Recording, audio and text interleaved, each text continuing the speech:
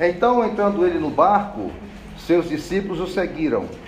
E eis que sobreveio no mar uma grande tempestade, de sorte que o barco era varrido pelas ondas. Entretanto, Jesus dormia. Mas os discípulos vieram acordá-lo, clamando: Senhor, salva-nos. Perecemos. Perguntou-lhes então Jesus: Por que sois tímidos, homens de pequena fé? E levantando-se, repreendeu os ventos e o mar. E fez-se grande bonança. E maravilharam-se os homens, dizendo: Quem é este que até os ventos e o mar lhe obedecem? Louvado seja o teu santo e eterno nome, Pai. Estamos à tua presença nessa tarde. Ó Deus, reunidos em teu nome. O Senhor disse que onde estivesse 2 ou 3 reunidos, ali o Senhor estaria. Pai, nós estamos aqui reunidos no teu nome, para aprender do Senhor. Ó Deus, para compungir o nosso coração, para quebrantar o nosso coração. Ó Deus, para pedir perdão pelos nossos pecados. Ó Deus, para orar somente para o autor e consumador da nossa fé. Ó Deus, para, ó Deus amado, acompanhar o Senhor. Ó Deus, para seguir o Senhor. Ó Deus, independentemente das ondas, independentemente das tempestades, ó Deus, olha para o nosso coração. Ó Deus, vem trazer, ó Deus amado, o teu ensinamento. Ó Deus, a tua advertência, Senhor, e acima de tudo o teu consolo ao nosso coração nessa tarde. Assim nós oramos em nome de Jesus. Aleluia. Amém, irmãos. Podeis assentar. Queridos, essa passagem, ela é uma passagem que está escrita nos 3 evangelhos. No livro de Marcos, o enfoque é quando Jesus acalma a tempestade, bem como assim no livro de Lucas. Mas no livro de Mateus, como nós acabamos de ver, o enfoque aqui, o Senhor Jesus ainda está dormindo, os discípulos chegam atemorizados por causa daquela grande tempestade, Jesus dormindo na popa, e aí eles chegam e acordam o Senhor Jesus. E Jesus ainda dormindo. Quando você está dormindo e alguém te acorda, você ainda acorda meio zonzo, não é verdade? Ele estava dormindo, as ondas levavam aquele barco de um lado para o outro, mesmo assim no sono profundo, porque Jesus trabalhava, Jesus acordava cedo, ele ia buscar o Pai pela manhã, e ali o Pai dizia qual era a pauta daquele dia, por meio do Espírito Santo: Meu filho, hoje você vai curar. Meu filho, hoje você vai expulsar demônios. Meu filho, hoje você vai falar, vai ensinar por meio de parábolas. E ali Jesus não fazia nada sem consultar o Pai pela manhã. E aquela pauta do dia que ele recebia, porque tudo que ele fazia era em nome do Pai. Ele não fazia nada em nome de si mesmo. Então ele saía e começava então do início, aquela pauta que receberam ainda pelo início da manhã do dia. E no final do dia, ele subia ao monte e agradeceu o Pai. Então nesse momento aqui, o dia estava finalizando. Ele tinha trabalhado muito. Diz a palavra de Deus que ele estava à margem do mar, que não é um mar, é um lago, o lago de Genezaré. Na verdade ele leva o nome de todas as cidades por onde ele passa. Chama-se Mar da Galileia, mas é um lago. Ele tem 20 quilômetros de extensão por 13 de largura. Está ali ao norte de Israel, ao lado das colinas de Golã. Ali já na divisa da Síria, ali no norte, não é? E esse lago, irmãos, ele leva o nome de cada cidade por onde ele passa. Se ele passa em Tiberíades, ele é o lago de Tiberíades. Se ele passa em Genezaré, ele é o lago de Genezaré. E se ele passa na Galileia, ele não é chamado de lago, ele é chamado de Mar da Galileia, não é? Então, mas é um lago. Ele está a 215 metros abaixo do nível do mar. E é um lago que ele está exatamente ao lado rodeado de montanhas. Então, como ele está abaixo do nível do mar, vem as ventanias muito grandes. Quando eu estive lá em Israel, teve o pessoal, a guia estava falando, que eles esperam cair da tarde para poder entrar naquele mar, naquele lago, porque, na verdade, as tempestades são comuns naquela região.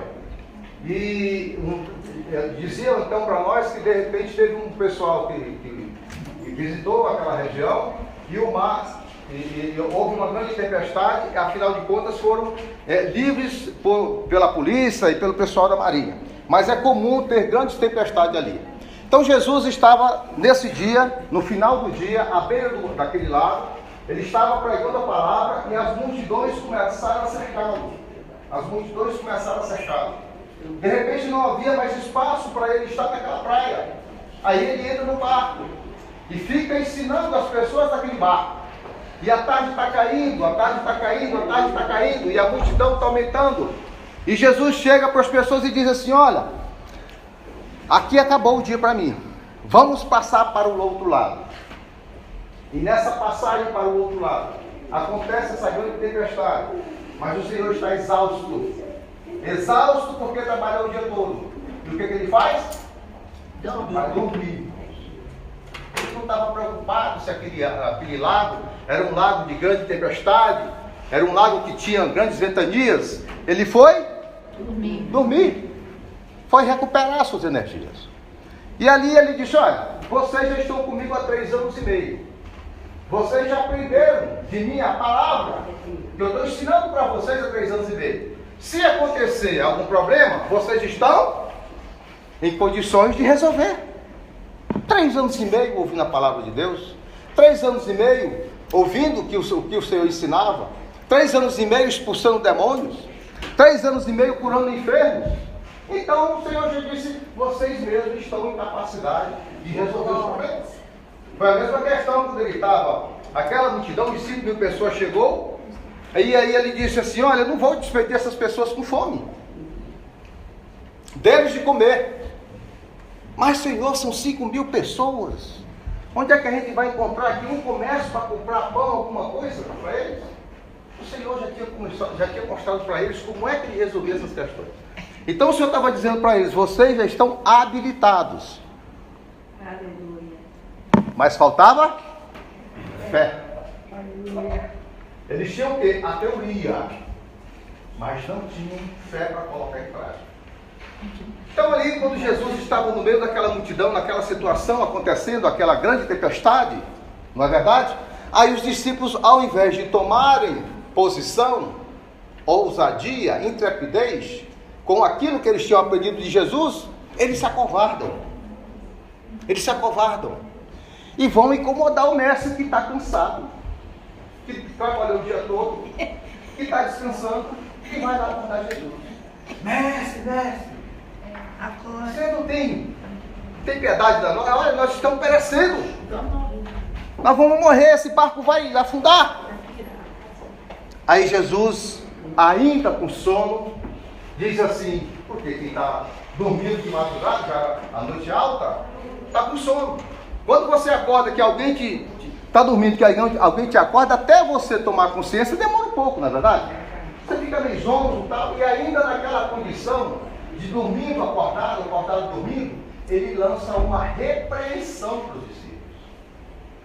Ele diz assim, o relato de Mateus diz isso: por que sois tímidos? Por que sois tímidos? Homens de pequena fé. Irmãos, aqueles homens estavam com Jesus há 3 anos e meio. Aqueles homens tinham visto todas as maravilhas que o Senhor tinha feito. Aqueles homens estavam em condições de exercitar a sua fé, mas não o fizeram. Mas recuaram e deram a oportunidade ali à covardia. O Senhor Jesus então chega para eles e repreende primeiramente eles. Depois o Senhor vai repreender o mar e a tempestade. Ou seja, o Senhor colocou uma ordem. A prioridade ali era corrigir e disciplinar aqueles discípulos, homens de pequena fé. Levantou, deu aquela repreensão, depois que ele olhou para o mar e disse: acalma-te, acalma-te, e fez grande bonança. Irmãos, o que é que eu quero dizer com isso? Muitas vezes nós somos igual aos seus discípulos.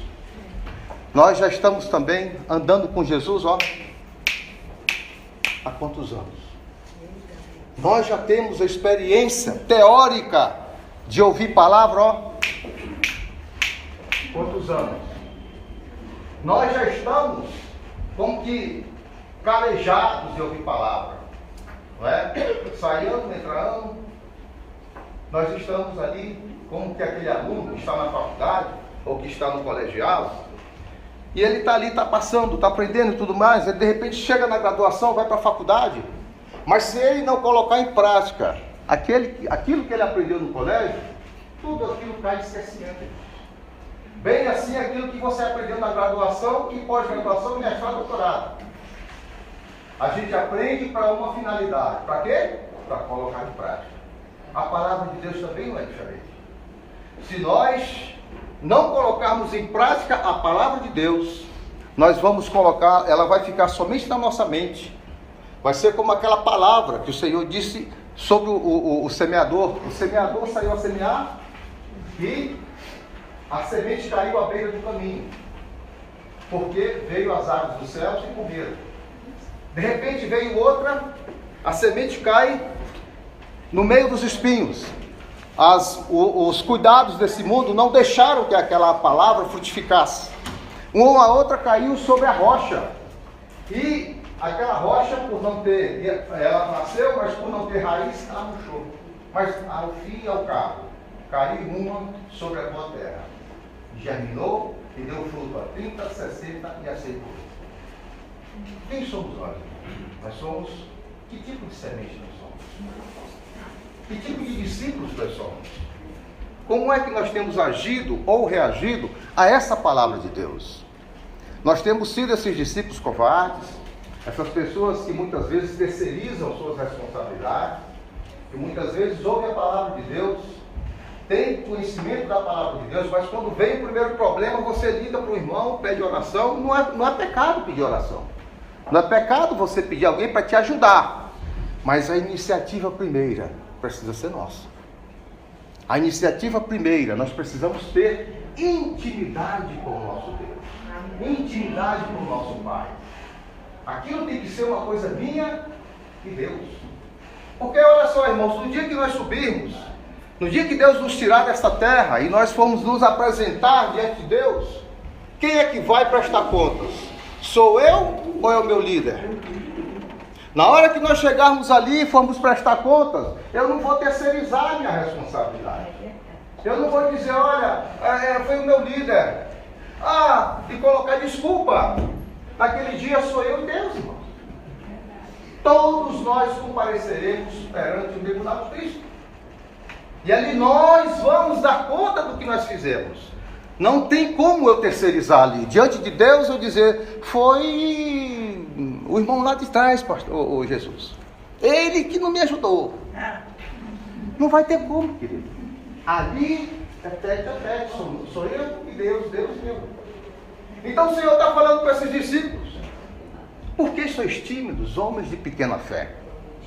Ele fala para nós nessa tarde, por que sois tímidos? A gente olha para essa palavra e geralmente a gente vê o lado da maravilha do Senhor. Porque onde tem o Senhor tem maravilhas, correto? Onde tem o Senhor tem maravilhas, tem cura, tem libertação, tem milagres. Mas onde tem os discípulos de Jesus?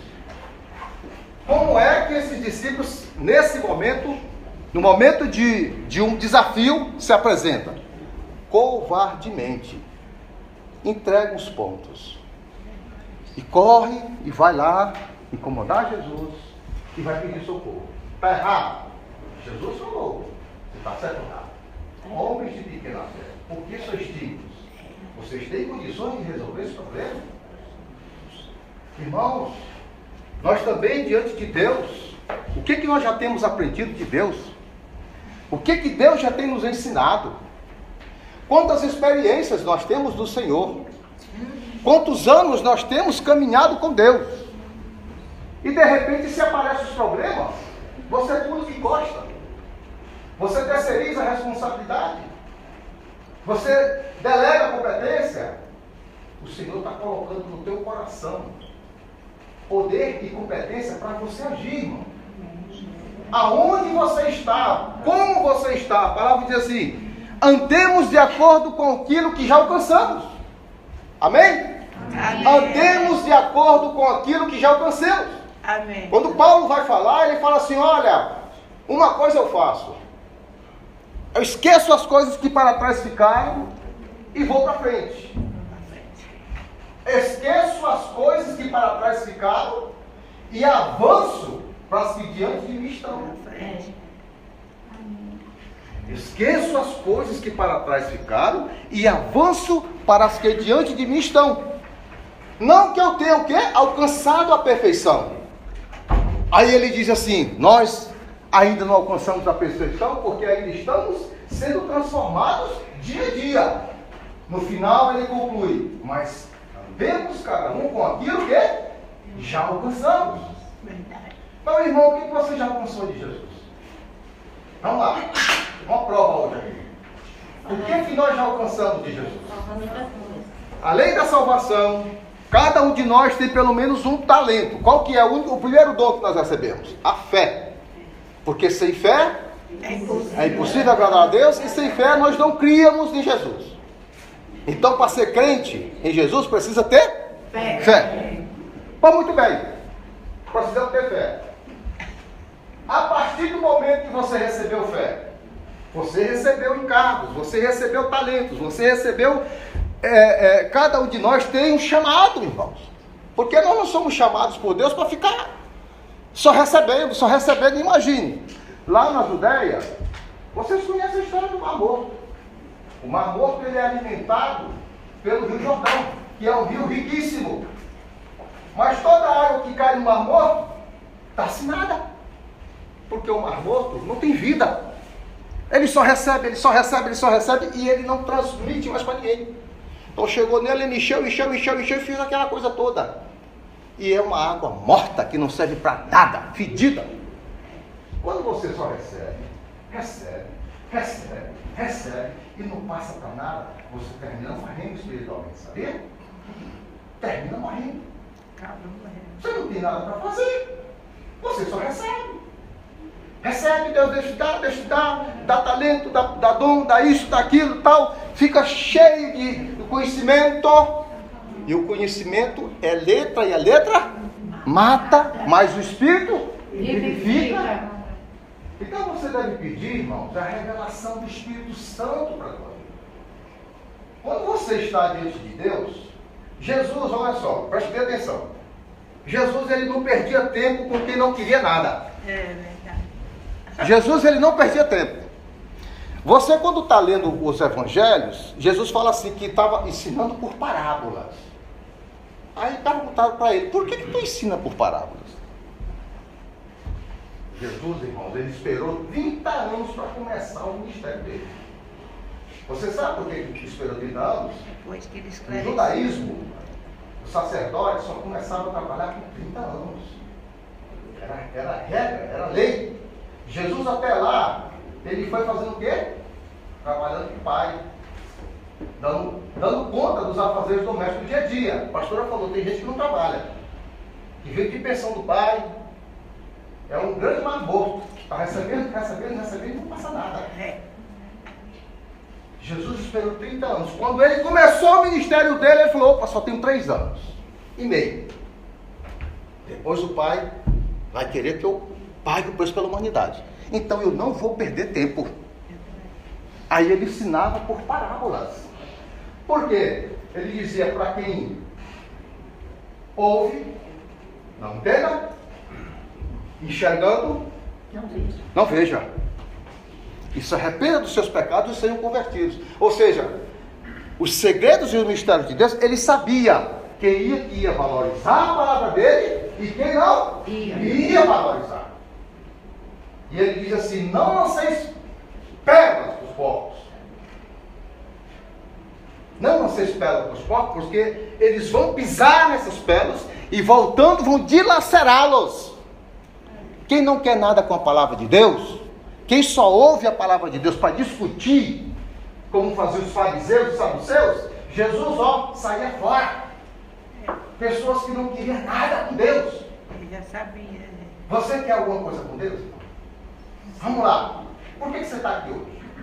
Você está aqui para receber, para pedir, para buscar? Ou você está aqui porque tem um encargo pela obra, pelo reino de Deus, e você quer passar algo para alguém? Para aquelas pessoas que trabalham contigo, que vivem em sociedade, ali tem muita gente que precisa. Você está sendo o Rio Jordão, irmão? Ou você está sendo uma roupa cheio de conhecimento e tal, reservou tudo para você, guardou, né? Passou anos, e mais anos, e mais anos, e mais anos, e ouve a palavra de Deus. Deus hoje está cobrando de você isso. Jesus falou, por que sois tímidos? Ele hoje está nos chamando de tímido. Por que sois tímidos? Vocês já receberam. Vocês já me conhecem. Vocês já têm a unção do Espírito Santo que vos ensina todas as coisas. E não é necessário que vocês peçam mais nada a ninguém, porque o próprio Espírito Santo vos ensina. E ele disse, eis que ele estará convosco até a consumação dos séculos. Então as ferramentas nós já temos. Deus, ele nunca vai te dar um encargo se ele não te dá as ferramentas. As ferramentas ele já te deu, irmão. Ô, glória a Deus. Aleluia. As ferramentas você já tem. As ferramentas todos nós temos. Se não tem, pede revelação a Deus, irmão.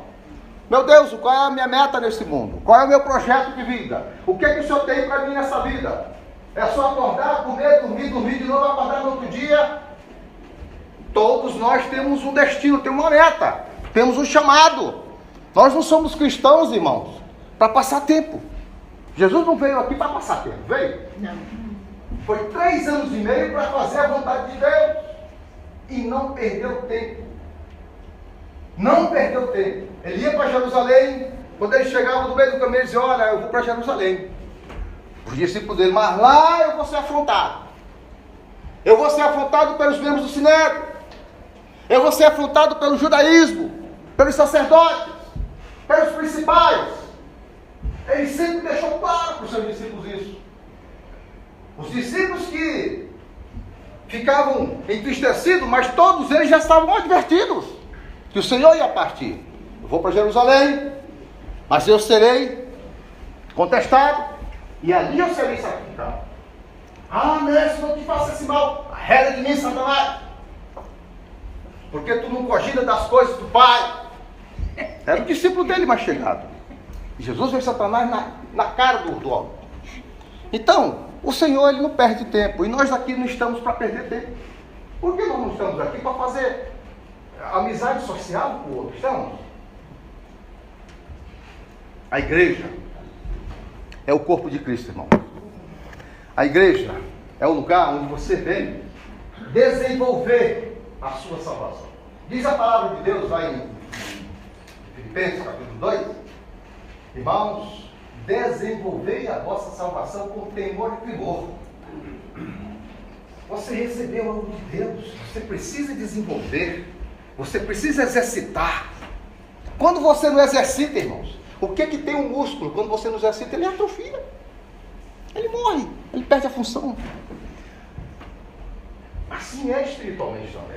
Quando nós recebemos algo de Deus e nós não praticamos, aquilo, ao invés de ser um remédio, torna-se um veneno para nós. Você começa a reclamar do pastor, reclamar de todo mundo. Tem qualquer coisa, você passa a ser um fofoqueiro. Você passa a andar na carne. Você passa, a palavra de Deus diz lá em Colossenses capítulo 3, versículo 5. Fazei, pois, morrer o quê? A vossa natureza carnal. E ele relaciona o que é a natureza carnal. Tiago vai dizer que se você domina todo o corpo, mas não domina a língua, é igual, a língua, ele diz, é o leme do navio. O navio, ele tem muita potência, né? Carrega, sangra o mar, vai passando de continente para continente e tudo mais, mas tudo quem dá a direção dele é o leme.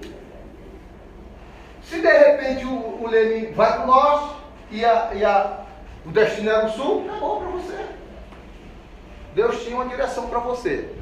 Aí de repente você começa a murmurar, como a irmã falou aqui, murmura. Aí vem Satanás e uau, entra no teu coração e fala, vai para o norte.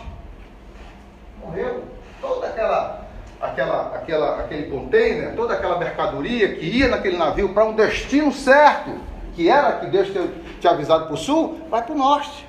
Ou seja, você perdeu a direção de Deus na sua vida. Foi o que aconteceu com Saul, o primeiro rei de Israel.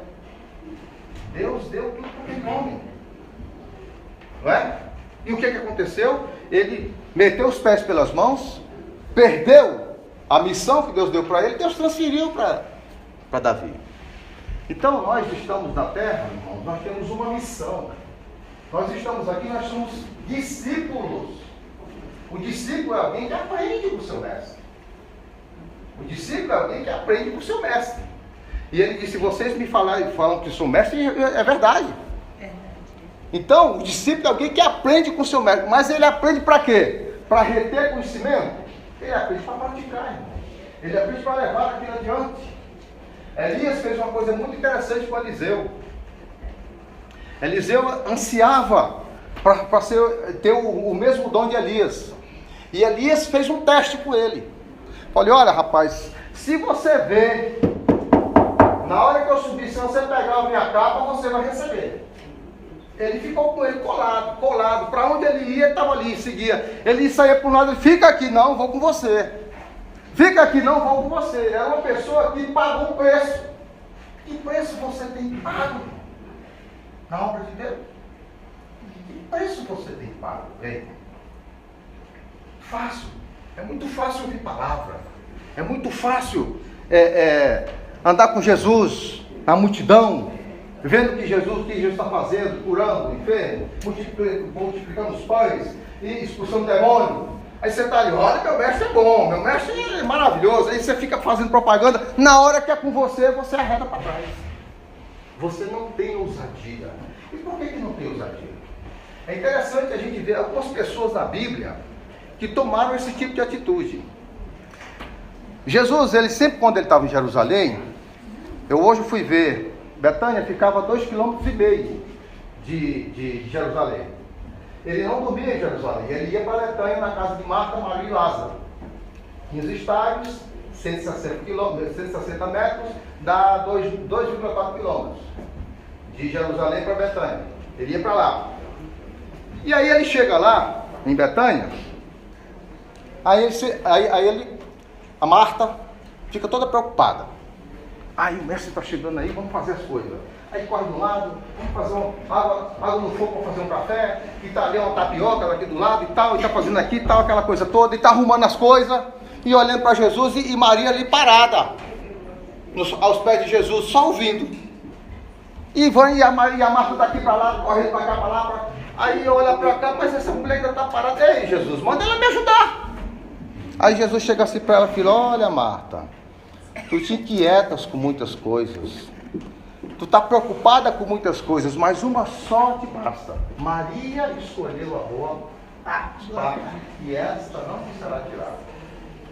O que é que eu aprendo com isso? Eu aprendo com isso que a Marta, ela não dava ouvidos a Jesus, ela escutava. Há uma diferença, irmão, entre escutar e dar ouvidos. A pessoa que ela está como Marta, preocupada com muita coisa, inquieta, ela escuta Jesus. O coração dela está preocupado com muita coisa.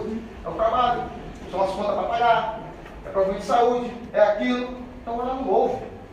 Ela ouve os problemas, como Marta. Naquele momento ali, o mais importante era resolver as coisas de Jesus, e ela estava escutando o que Jesus estava falando. Mas aquilo não estava calando no seu coração. Aquilo não estava causando uma transformação interior. Aquilo não estava causando uma experiência. Mas quanto a Marta, a Maria que ficou ali, o Senhor não tirou. Se Maria tivesse errada, o Senhor, a primeira coisa que ele faria era ter advertido ela, vá lá ajudar a sua irmã. Mas ele disse, ela escolheu a boa parte, e essa não lhe será tirada. O que nós estamos fazendo, irmãos? São palavras de Deus. Nós estamos escutando ou nós estamos dando ouvidos? Nós estamos escutando a palavra de Deus? Marta. Hein? Qual foi o resultado que a palavra de Deus causou em Marta? Não passou muito tempo, o Lázaro morre. Aí vão dar notícia a Jesus. Jesus está em Jerusalém, pregando a palavra. Ei, Jesus, teu amigo morreu. Aí Jesus fala assim, não, ele está dormindo. E continua a obra. Depois de 2 dias, Jesus vai. Chega lá, primeira coisa que acontece é que Marta muito ansiosa, corre e vai encontrar com Jesus. Vai encontrar com Jesus e diz assim: olha, mestre, se tu estivesses aqui, o meu irmão não teria morrido. Mas ainda eu sei que tu estás aqui, o que tu quiseres será feito. E Jesus fala assim: olha, eu sou a ressurreição e a vida. Aquele que crê em mim, ainda que morra, viverá. Olha o que ela falou. Eu sei que ele vai ressuscitar no último dia, na ressurreição dos mortos. Aí Jesus diz: aqui e agora, eu sou a ressurreição e a vida. Aleluia. Aquele que vive e crê em mim não morrerá eternamente. Crês nisso? Aí ela sai pela tangente. Olha, eu sei que tu és o Cristo, que todas as coisas vão acontecer. Ou seja, ela não aplicou nada na sua vida do que Jesus ensinou. Por quê? Porque ela estava preocupada com as coisas do dia a dia. O que eu aprendi com isso? Quando nós estamos preocupados com as coisas do dia a dia, nós não aplicamos a palavra de Deus na nossa vida. Nós ficamos só na teoria. E aí, de teoria, nós conhecemos muito, mas prática nós não temos nenhuma. Quando acontecem os problemas, quando acontecem os desafios, nós começamos a nos acovardar, irmãos. Como aconteceu com esses discípulos que estavam no barco. Isso é interessante a gente observar, porque nós não estamos aqui apenas para viver de vida social. Nós estamos aqui para ser discípulos de Jesus. E Jesus está dizendo: por que sois tímidos? Né? Então, a palavra de Deus diz assim: sem fé é impossível agradar a Deus. A fé, ela vem pelo ouvir e ouvir a palavra de Deus. Ouvir a palavra de Deus. Então, eu peguei mais outro versículo aqui, já falei sobre Marta, mas a palavra de Deus diz assim: que nós tenhamos intrepidez para entrar no Santo dos Santos. Muitas vezes, irmãos, a gente tem uma certa timidez porque a gente pecou, porque a gente fez alguma coisa que desagradou a Deus e a consciência acusa. Mas a palavra de Deus diz que nós tenhamos intrepidez para entrar no Santo dos Santos pelo sangue de Jesus. É o sangue de Jesus, irmãos. Nós devemos apresentar o sangue de Jesus, porque aquele sacrifício foi único e foi feito de uma vez por todas. Acabou, né? Foi feita de uma vez por todas. E aí a gente entra com intrepidez em nome de Jesus. Aleluia. Pai, eu me apresento aqui. Eu sei que eu sou pequenininho. Eu sei que eu sou um discípulo, Pai. Igual Tomé, que estou duvidando de muita coisa. Pode rasgar o coração. O Senhor Jesus disse, falando lá para os sacerdotes, né, os principais sacerdotes, ele diz: olha, tinha um determinado religioso que foi ao templo e chegou lá, estava fazendo discurso de si para si. Pai, eu te agradeço porque eu dou o dízimo de tudo. Eu te agradeço porque eu não sou como esse publicano. Eu te agradeço porque e tal. Aí disse que o publicano depois entrou no templo e simplesmente batia no peito e dizia: eu sou pecador. Senhor, tem misericórdia de mim. Aí disse o Senhor: aquele que entrou e confessou os pecados saiu justificado. Mas aquele que se apareceu, a oração dele não passou do teto. Então a gente precisa ter essa humildade e chegar diante do Senhor, rasgar o nosso coração. Aleluia. Estar realmente apto a demonstrar arrependimento, porque Ele conhece. Se você estiver lá se fingindo, Ele sabe. Não adianta, não é? Se você estiver fingindo ao Pai: eu estou me arrependendo, mas é fingimento, Ele sabe, irmão. Sabe que Ele não sabe que você está se fingindo? Sai dali, você peca de novo. Sai dali, peca de novo. E aí repete. Aí depois você fica pedindo perdão. Só uma coisa que você sabe, que você tem que ter domínio próprio, você tem que se constituir da palavra de Deus. Outra coisa, amanhece o dia, a palavra de Deus diz isso, né? Lá em Efésios 6. Calçou os pés no chinelo, também calça os pés com a preparação do Evangelho. Ou seja, começar a ler a palavra de Deus logo quando amanhece o dia, para você sair fortalecido. chegou no ocaso, no final do dia, o final da armadura de Deus é o capacete. Ou seja, no final do dia também você deve entrar na presença de Deus. Se capacitar para que você tenha condições de vencer todas as lutas. Senão, quando chegar as lutas, você vai se acovardar. É verdade. E você vai se acovardar, vai dar margem ao inimigo, o inimigo vai te acusar, você é de nada mesmo. Você realmente é de nada. Porque você é pecador, aí começa a aceitar as acusações do inimigo. Então, para que a gente possa sair dessa situação de covardia espiritual, é necessário que nós possamos agir com intrepidez pela palavra. Amém. Sem essa intrepidez, sem essa fé, sem ter realmente uma ação espiritual e uma aplicação da palavra de Deus na nossa vida, nós nos tornamos apenas religiosos. Amém. A gente vem, a gente sai, a gente vem, muitas vezes até para aplacar a consciência, mas a gente não tem aplicação prática. Para concluir, porque o tempo já foi, eu vou ler com vocês o Salmo 81.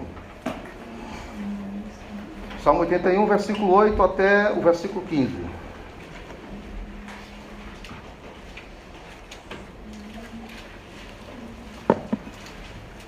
Assim diz a palavra: ouve, povo meu, quero exortar-te, ó Israel, se me escutasses, não haja no meio de ti Deus alheio, nem que prostres ante Deus estranho.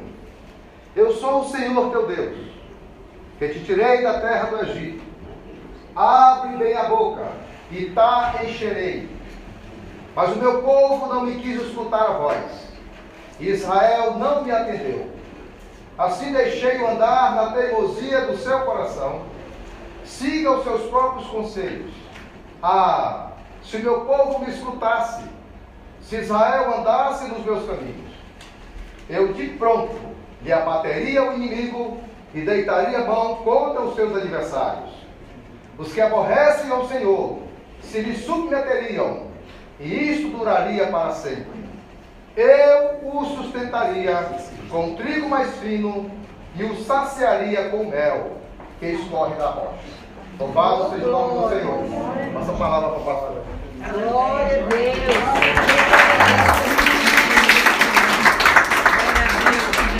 Sai? Não. Aleluia. Aleluia. Está de pé, igreja.